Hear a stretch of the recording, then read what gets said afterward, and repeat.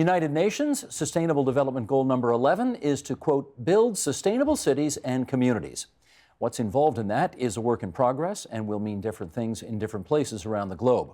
To find out what it might look like here in Ontario, we're joined by Barry Verbanovich. He is the Mayor of Kitchener. Rob Burton, the Mayor of Oakville. Brock Carlton, CEO of the Federation of Canadian Municipalities. And Patricia McCarney, CEO of the World Council on City Data. She's also a professor and director of the University of Toronto's Global Cities Institute. And we are delighted to welcome you all to TVO tonight, particularly since, how long did it take you to get here? 2 hours and 40 minutes. From Kitchener. From Kitchener. Oh my goodness. We need that train. How long from Oakville? Maybe an hour and a quarter. Hour and a quarter? Boy, I remember when I was a kid, 30 minutes. How about you? I came in last night just to avoid the Toronto From traffic. Ottawa. From Ottawa. Good thinking. Yeah. And you? 5 minutes. I'm a Torontonian. You live 5 minutes away? Yes. Okay, good on you, good on you. Let's just review this. You know, in 2015, the United Nations and its 193 member states created these 17 so-called Sustainable Development Goals, SDGs. And Sheldon, if you would, let's bring up this graphic and go through some of them here, because we want to talk about number 11 today, which is the aim to make cities inclusive, safe, resilient, and sustainable. And here's the plan to make it happen by the year 2030. Ensure access for all to adequate, safe, and affordable housing and basic services and upgrade slums. Provide access to safe, affordable, accessible, and sustainable transport systems for all. Reduce the adverse per capita environmental impact of cities. And provide universal access to green and public spaces. That's some of what's involved in trying to make number 11 come true. Barry, I want to start with you. More than half the world's population now lives in cities. Before the SDGs, the Sustainable Development Goals, there were the Millennium Development Goals, and strangely enough, in those goals, there was no mention of cities. Why do you think not? You know what? It was a big problem because the MDGs and now the SDGs are developed at the United Nations, where nation states are really setting the policies, setting the goals that exist for the rest of the planet. And they were forgetting about the fact that, in fact, somewhere along the line, there needed to be folks that were involved in the implementation of them. And in fact, folks who were very engaged in setting policies and driving the change agenda forward. And so the local government movement, through national associations like the Federation of Canadian Municipalities and our global association, United Cities and Local Governments, really added a strong voice at the United Nations to lobby for our inclusion in the SDGs. And SDG 11 ultimately ended up becoming that point. And the recognition that, you know, we aren't just implementers of this, but really as cities, we're catalysts of change that will drive the SDG agenda forward. So let me get your colleague from Oakville to follow up on that. How significant is it now that you cities are mentioned in the Sustainable Development Goals? In Oakville, we find it reinforcing for what our population has been demanding us to do without that impetus. So it's been very good to have kind of a top-down support coming in to the grassroots support that we've experienced. My community 12 years ago was all over our town government to create a sustainability plan, not even knowing about this. So this has been a fit of the, if you will, the United Nations and the grassroots. How much of an uphill battle was it, Patricia, for cities to get a seat at this international table? It was definitely an uphill battle. Some might call it scaling the wall, because cities were just not on the radar of international organizations, as Barry just mentioned. Cities were excluded from major events even before the MDGs. During the 80s, when I worked for UN Habitat in Nairobi, cities were just beginning to rise. In the World Bank in 1990, only 4% of their budget was dedicated to cities, and that's a huge budget. 4% when I was working in the infrastructure division of the bank. It was mostly infrastructure for big dam projects. It still wasn't city-level infrastructure. So it's been an uphill climb, but I have to say, I think cities have arrived.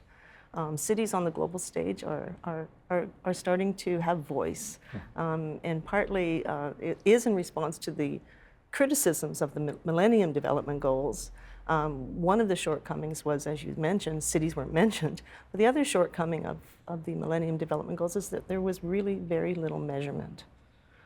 Data was pretty much absent from the MDGs, and yet we were supposed to achieve these goals by 2015, but without Being able to measure them. without being able to measure them. It's a little difficult to do, isn't it? Yes, so Yeah. data has been introduced into the SDGs, and cities have been introduced into the SDGs, and I think both drive forward progress. Brock, I'm sure that the two mayors seated at this table today and mayors going into municipalities beyond would clearly want their cities to be safe and inclusive and resilient and sustainable. These are all motherhood goals. So what does Sustainable Development Goal number 11, which is what we're talking about tonight, what does that offer that wouldn't already be part of any city's mission? It's a good question because any good mayor in any city in the world is looking at these issues on a daily basis. I think what's really important about these SDGs, and particularly SDG 11, is it puts this on the agenda in the international arena.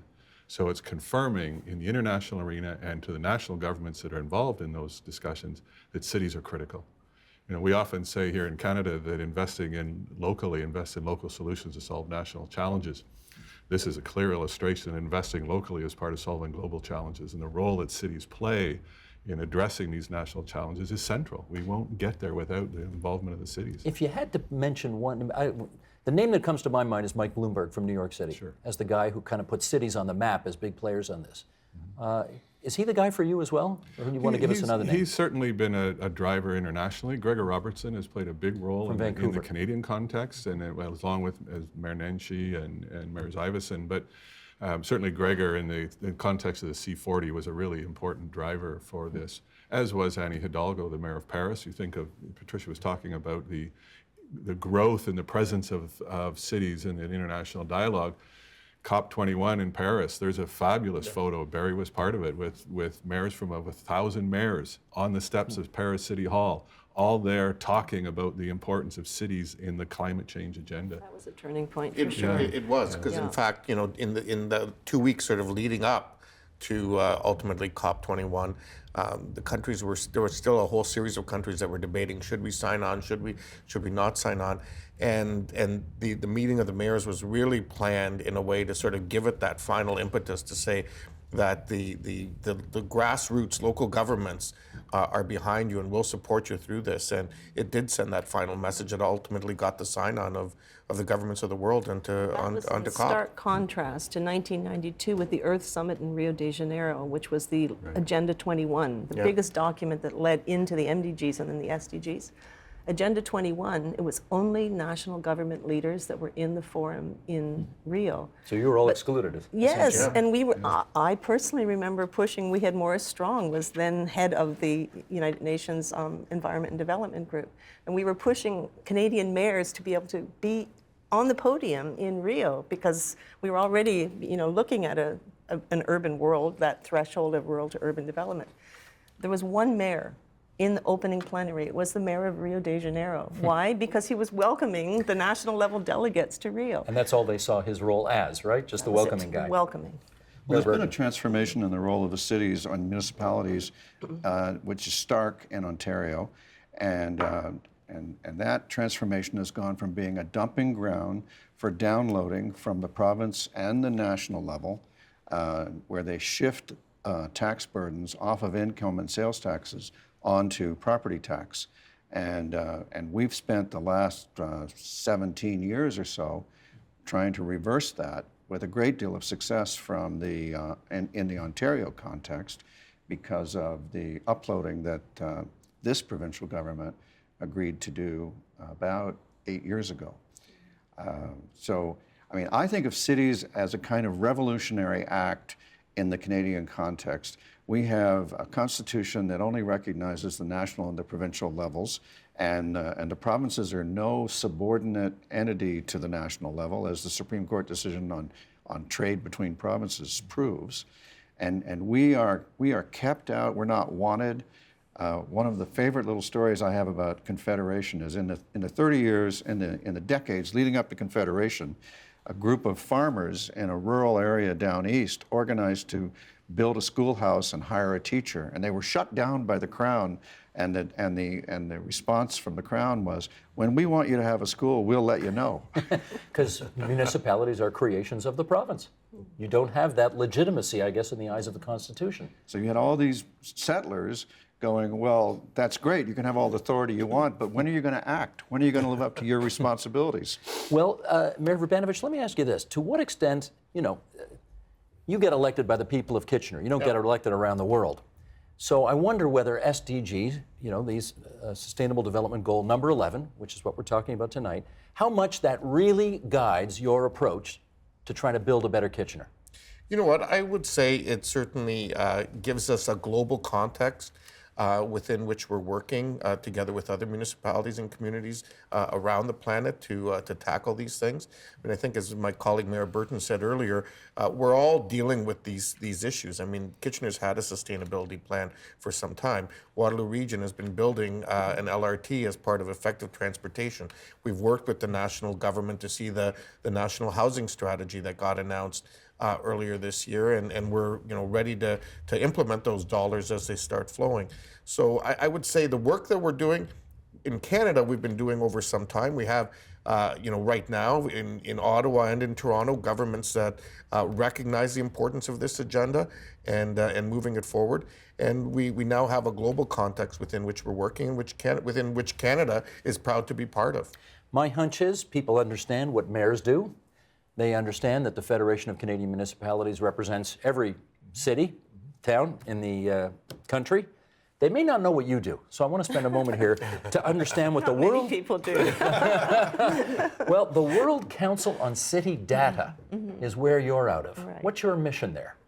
We're building standardized data for cities around the globe. And that in means what? Canada and around the globe. That means we built something called ISO, without getting into the technicalities, ISO 37120. It was the first international standard coming out of the International Organization for Standardization in Geneva. It's a global first. There was no standard dedicated to cities, and certainly not city data. And when we started, data, cities are all measuring the same thing: the priorities of waste management, transit, mobility, et cetera, air quality. But everyone was measuring it by different definitions and methodologies. So we had 1,100 indicators in 9 cities that we asked the 9 cities, what are you gathering? 1,100 indicators came back. There were only 2 that were comparable. So cities So it's can't... apples and oranges every step of the way. Yes, so we were trying to build apples-to-apples discussions so that cities can actually talk to each other. Shanghai can talk to Buenos Aires can talk to Toronto, Toronto can talk to LA. Are you succeeding? Yes. So we now have apples-to-apples Yes. measurements and can compare data Yes. regardless of what city you live in the world. Yes. And it's vital. Without data, you can't tell whether you're making any progress or not. Without data, you can't really identify best practices across the province. For generations, we've had a financial information report, the FIR, that we cities have to file with the province. I'll bet you any money Barry and I report the data within the FIR on a different basis to make it hard to compare. Why? Well, I think well, first off, I don't think we work together enough. So I don't think we ever had the occasion to decide together, well, let's measure it this way. And then some of the things that are measured are so vastly differently experienced that it's hard to make a comparison. Snow clearing, for example. If you live in Oakville, you don't get snow very often, and your snow clearing standard's going to look way different than if you, like I used to, live in Sudbury, where we used to joke, 11 months of winter and 1 month of tough sledding. So there's that. The biggest difference in my lifetime with respect to cities has been the inclusion of municipalities at the table.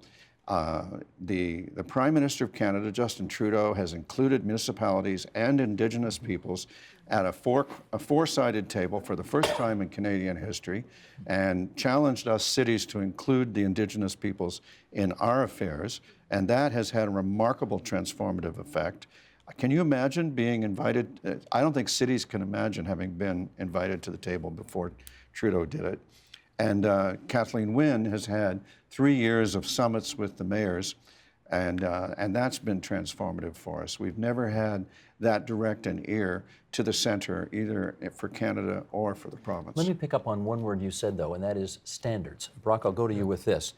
My guess is many of the standards that we're dealing with here for Sustainable Development Goals have to be fairly low in order to be inclusive of the developing world as well. Does that let these guys off the hook somewhat? No, because the standards that we're setting in Canada relate to the Canadian context and the Canadian reality, and the reality of different regions and different provinces and territories. I think what's really important about the data in the Canadian context, in addition to what's already been said, is I think this federal government has invested historic amounts of money in infrastructure, in housing, in public transit. And the municipalities have to report back, so the data needs to be there to demonstrate the progress from these investments, so the investments will be ongoing and sustained in the long term, because without those investments, municipalities cannot achieve the objectives that Canadians expect them to achieve. They can't achieve what's inherent in the SDG, number 11, and the other SDGs. So that data and the ability to report and demonstrate progress towards the national objectives is part of what's really important in this What would you say, conversation. Mayor Verbanovich, is the biggest obstacle in your way right now that prohibits you from achieving Sustainable Development Goal number 11 and creating a truly sustainable city? What's the worst problem? So I would say it's probably two things. I mean, one continues to be the issue of funding, and while we've made significant inroads in that, it is obviously always contingent on the government of the day, and trying to make sure that that continues to be sustainable on a long-term basis is extremely important to us. Number two is really making sure that we bring our communities along with us on this. I mean, it's interesting. Anytime we do any survey work in Kitchener, for example, sustainability and the environment always rank 1 or 2 in terms of priorities. Then when you start talking about cost, it sort of drops down a few ranks along the way. Or when you talk about waste diversion, we get 80% compliance with the, sort your garbage, but we still got, 15 to 20% of people are going, well, I'm not going to bother. Yeah. Or I don't want to use the organics or whatever the case is. Your cities, if I can just compare for a second, they're about the same size in population, I think, right? Aren't you both? Like you're a little over 200,000. We're at 240. You're a little under 200,000. Barrie's bigger than me. Barrie, Ontario is bigger than Oakville. Barrie, Ontario? No, Barrie. Kitchener. We were 193,000 in the census 2 years Okay. ago. So we're probably 200 now. So when you said Barrie, you meant Berry, not B-A-R-R-I. Okay. I always go for the laugh. Yeah. I see. And the cities are quite different, even though they're around the same size. I mean, you've got a whole host of economic development issues and challenges from, a declining manufacturing base from 40 years ago that you're still dealing with, but now you're the innovation corridor, we get it, all that's happening. Your community's the richest in the country, or among the richest in the country. We're the city that calls itself a town and acts like a village. Okay, but in order for you to be, I guess the question is it a lot easier for you to be sustainable given the kind of the relative wealth of your populace compared to everybody else's? I tell my population every year that we have the smallest of these problems and we have the greatest resources. And if we can't make progress, nobody can. And that we have a duty to work hard at it. And I get that back from the grassroots. I'm continually challenged that why aren't we doing better?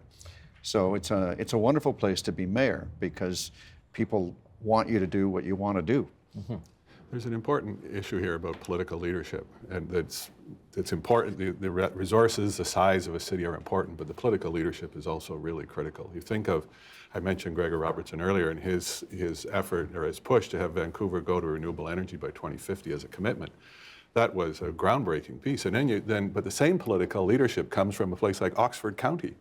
Little Oxford County in southwestern Ontario says, we're going to go to renewable energy 100% by 2050 as well, and they're developing their plans. So there's resources, there's all those things, but there's also the political leadership. Can I just follow up on that? Because we actually have some info on that. Oxford County, which includes Woodstock, total population in that county of 100,000. Yeah. It is committed to phasing out fossil fuels and being 100% renewable by the year 2050. That's electricity, heating, cooling, transportation, agriculture, their primary industry. Can anybody do this? Yes. Sure. Truly? Yes, it's happening in Europe. It's happening in Europe. Who's doing great on this that we could learn from? Well, many of the Scandinavian cities are already, some of them are there in Sweden. We've been mapping, that's one of the indicators, is the indicator around renewables and how much of your city's consumption of energy is based on renewables versus other. And, Oakville and others are doing really well. Oakville's already reported on the ISO 37120 data, and Canadian cities are stellar on so many fronts. The air quality measures, for example, PM 2.5, particulate matter in the air. When you graph all the cities globally that are in our data platform, there's Vaughan and Cambridge and Toronto and Oakville and Surrey, and all the Canadian cities are all clustered to the right. Cleanest air. Cleanest air. Yes, it clustered to the right is the lowest particulate matter concentration, which is, it's a really dangerous substance, but that pushes also economic development. Because we know in Beijing, for example, many industries and companies are leaving Beijing and moving to Shanghai. Why? Because of the air quality. Can't breathe in They're leaving Beijing. Delhi and moving to, other cities in India. But here we are on the global stage with this data where our mayors, like Mayor Burton, can say this is, it goes to attractiveness for investment. And it saves you money. Like if you're a taxpayer, you have to be for this because it's going to save you money in the long run. Pollution is waste. Any waste you reduce makes things more efficient. The more efficient things are, the less they cost you on a per unit basis. It makes total sense.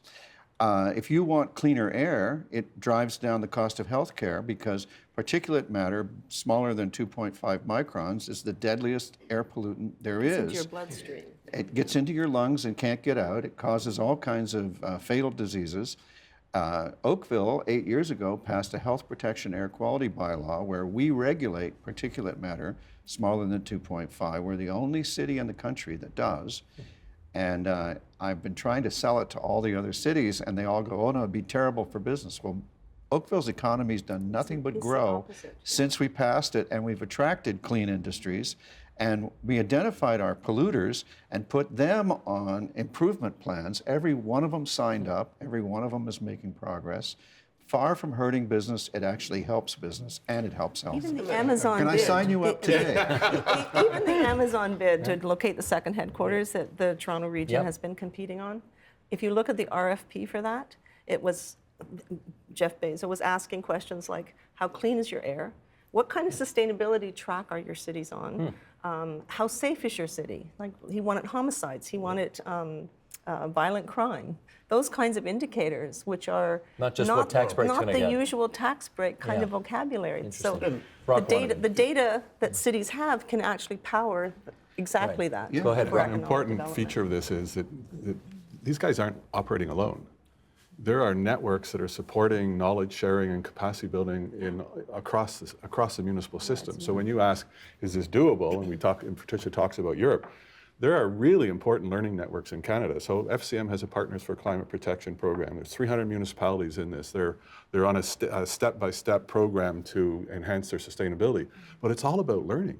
It's all about learning from each other. So when Oxford County talks about achieving a renewable energy 100% by 2050, they're looking to places like Drayton Valley, where they've got a system to generate electricity from wood chips. So there are ways to use the waste of other activities going on in their community.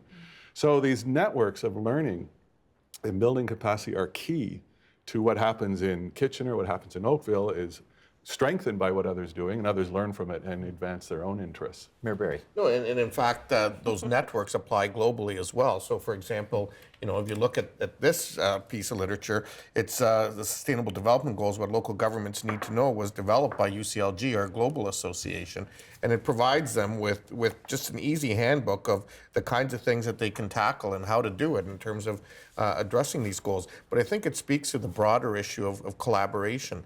And part of the role for us as cities is not only collaboration amongst each other, but also to create the environment of collaboration within our communities, working with the not-for-profit sector, the academic institutions, the private sector, and others, so that we can tackle these challenges jointly. Okay, but I've got to ask you a question that some of the skeptics watching right now might want you to answer, which is... What? Kitchener? Skeptics? Yes, maybe just a few. Does Kitchener own its own natural gas utility? We do. Okay, and does that generate, what percentage do you think of GHG emissions? So to be honest with you, I don't know that. Well, I got it here. It's Okay. 22%. Okay.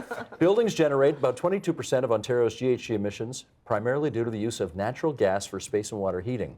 So my question is, can you actually get to what Oxford County wants to get to by 2050 and still be in the natural gas business? So in fact, we just recently signed on to reducing our GHGs as a region by 80% by 2050, which is the sort of the requirement that everybody is speaking to globally.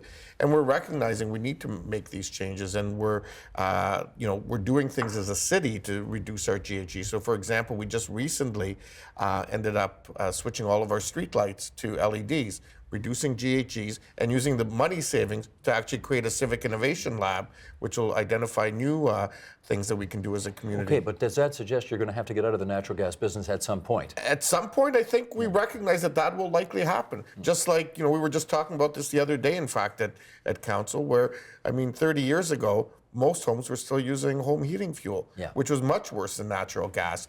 And so there was that transition. And I think we're now moving to the next generation. Well, let's talk housing here, because one of the targets of the Sustainable Development Goal number 11 is, by 2030, ensure access for all to adequate, safe, and affordable housing. And anybody watching this program right now in the 416, or maybe even in the 905, and of course we're online as well, so there may be some in Vancouver watching as well, the notion of affordable housing in this area is a joke. It's just not on. Do you think it will ever be the case that we're going to be number one in affordable housing, Mayor Burton? If we work at it, we can. There's a terrible problem. It's like the cooking with cheese problem. We are very, very attractive, and the entire world wants to live here, and they're flocking here as fast as they can. We literally can't build houses fast enough to serve them all. So we've got that. That's an economic overhang. But in Halton, 45% of all affordable housing that we build a lot of affordable housing in Halton. We're required to build affordable housing by the province in the Planning Act. And in Oakville, so the target is 30%. 45% of new housing in Oakville is affordable. And 69% of all new housing of all affordable housing in all of Halton is built in Oakville. So that I mention that because we often get tagged for being rich. People don't often realize that we're actually a fully featured community. We have everything. We have the full range. How about housing elsewhere, in Toronto? What about it? My hunch is that amongst the vast majority of municipalities that you represent at the Federation, this is not an issue. But in a few, it's a massive issue. Actually, it's an issue everywhere. Is it really? It is an issue everywhere, and it's not just in the big cities. It's in the medium-sized cities, in the smaller towns. The housing question expresses itself differently in different locations. And Toronto stands out, along with Vancouver, as just head and shoulders above everybody else in terms of the magnitude of the problem. Yeah, and we caused this problem when we flattened our tax rates. We've increased income polarity so much that we've made it, by definition, by economics, much harder for a huge part of the population to ever buy a home. Who's the we? We, the country, all of us voters, ever since the 80s, we've been voting for flattening the progressive income tax to the point where it's hardly progressive at all. And the inevitable result is income polarity. And if no one can afford to buy a house, you're going to have an affordable housing problem. It's ridiculous to discuss affordable housing without talking about the ability to buy houses. Well, let's follow up on that, because here is, Sheldon, can we bring this up? Here's a graphic from the UN Special Reporter on the Right to Adequate Housing. Her name is Leilani Farha, and she wrote this in the Globe and Mail last year. Housing is now predominantly valued as a commodity, traded and sold on markets, promoted and invested in as a secure place to park unprecedented amounts of excess capital. The view of housing as a human dwelling, a place to raise families and thrive within a community, has largely been eroded. Despite its firm place in international human rights law, housing has lost its currency as a human right. That's from the United Nations Special Reporter on the Right to Adequate Housing. And she's right. And you know what? The mayors of the GTAH, in those periodic summit meetings with the premier. We should just explain. Everybody calls it the GTA, but you put the H on the end. So the Well, Greater I try to Toronto give Area Hamilton and credit. Hamilton. Okay, good. You have no link to Hamilton, do you? Maybe a little. Maybe a little. I'm pandering. So the mayors were the engine that drove the provincial government to bring in the foreign investor tax. Right. To try, and it did take the froth off the top of the market. We've had a very good effect. It's similar to what happened in BC, but there was a reluctance to do it. It took us a long time to persuade the government to do it. So on the one hand, good for us. We have a provincial government that's responsive, and they took a measure that worked. But the underlying problem of income disparity, I think, is going to continue to bite us until we deal with it. Patricia, housing is a human right. At the moment, we perhaps don't think of it that way, should Right. I would disagree with this statement. Having worked in housing around the world, in Nairobi when I was living there, for example, the poorest people of the city were invading land. And they were invading land in informal settlements. There was no water, there was no sanitation. They had it built post the invasions. As soon as people had a foothold into the city, into the market, they started to improve their household wealth. They started to sell things out of the front yard. They would, rent out a room after they built a second room. It built income. So even though it's nice to say housing is a human right, and I totally agree with that, it has to be tempered with the reality that people actually, when you can get a foothold into the system, the poorest families of African cities have moved the needle on their household income. It builds intergenerational wealth. They leave it to their children and then the next generation. Those dynamics around the housing market, and as Mayor Burton mentioned, the people moving to Toronto and to Oakville and to Kitchener, it's because we have an incredible quality of life here. And I would even suggest that we are still underpriced on the global market for housing. That's why people are coming sight unseen and buying from different cities around the world, because this is a really important investment. The capitalist instinct is everywhere. It is, and it even exists in the most poor household in Africa. Steve, what I would add is that I think the reality is people in this country, and municipalities in this country, have been advocating around the need for affordable housing for a long time, because we do recognize that it is a right, it is something. And Adam Vaughan, who's been a strong advocate, as you know, in Toronto on this issue. Member of Parliament. Yeah, exactly, has spoken of this and has been really a real champion working with FCM and cities across the country in developing that national housing strategy. And I think, the 11.2 billion plus that was allocated in the federal budget is going to take us a long way towards where we need to be. I mean, in my own region, we've got a waiting list of around 3,000 families. Quite frankly, that's unacceptable, but we can't do it alone as municipalities. We need the partnership of our provincial and federal partners. Barry makes a really important point. The housing question isn't only about single-family home and home ownership. It's a huge issue in this country. Toronto is a classic example of the challenges of the inadequacy of the social housing stock and the availability of rental housing that it's at an affordable level for rent geared to income kinds of programs. The federal government, as Barry said, has put in a significant amount of money into a housing strategy. It's unprecedented in this country. It's moving the needle. But to deal with the housing as it links to the Sustainable Development Goals, not just Goal 11, but the goals about poverty and equity, et cetera, social housing and investing in social housing, repairing existing stock, adding new social housing is a critical feature for this country. And a multi-billion-dollar problem. Yeah. Yeah. And we can't do it. We, the municipalities, can't do it alone. Right. Let's. We've got just a few minutes left here, and I know probably half an hour ago I mentioned the name Mike Bloomberg, the former mayor of New York City.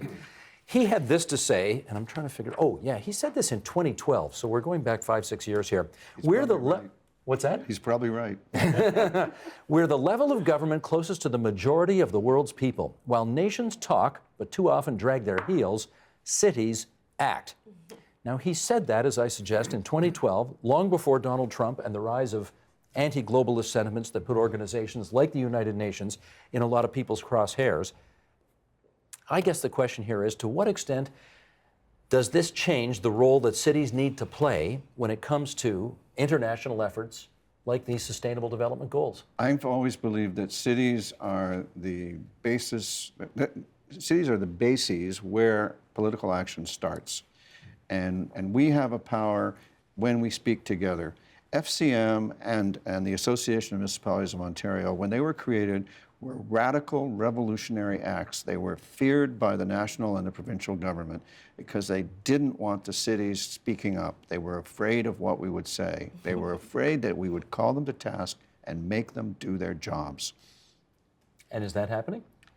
The record speaks for itself, both for FCM and for AMO. And the theme of your show is this, this barely submerged theme of your show, as you quote Mayor Bloomberg, is cities act. And I would say that the progress we've had in our country comes from the city level, and not just now. I mean, if you go back to Senator Kroll when he was the mayor Of Windsor. Davy Kroll. This is 80 years ago. Yes. So, you had Great Depression. There was a law that cities couldn't do welfare. He said, I'd rather go to jail than have people starve, and he gave welfare. In our last 30 seconds here, can I just ask you, in a world of Donald Trump withdrawing from international agreements, that kind of thing, how much more important is it for cities to get in there and do it? The role of cities is more important than ever. In fact, if you look right now in the United States, where there's talk about moving away from COP21 and the Paris Agreement, it's American cities that are driving that agenda forward. Globally, it's cities and mayors around the world that are driving many of these important agendas forward. The United Nations is starting to recognize that. National governments are starting to recognize that. In fact, just last September, we had a meeting with the Secretary General to talk about how to increase the role of local governments at the United Nations. I think governments are listening, and I think change is going to happen. As good hosts, we're going to give the guy who traveled the longest to get here the last word. You did most of it on a plane. He drove all of it. That's Barry Verbanovich, the Mayor of Kitchener, Ontario. Beside him, Brock Carlton, from the CEO of the Federation of Canadian Municipalities. On the other side of the table, Rob Burton, the Mayor of Oakville, and Patricia McCarney, President CEO of the World Council on City Data, also with the University of Toronto. Great to have all four of you around the table to talk about SDG number 11 tonight on TVO. Thank you. It's great Thank you for having us.